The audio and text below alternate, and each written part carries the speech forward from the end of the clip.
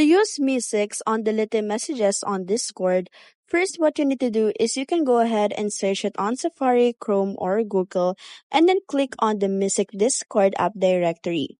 Afterwards, you will be redirected on this page. Now click on the plus icon and then click on Add to Server and then click on Authorize. Make sure that you have already authorized everything on the actions that you needed on the MEE6 bot.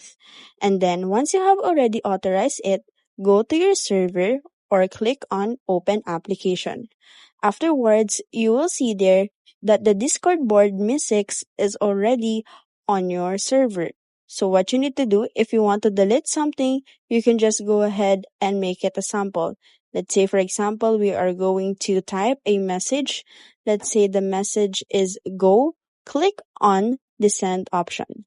And then afterwards, click on the message. Scroll down until you see the delete message. And that's how you delete or use MEE6 on deleting message on Discord.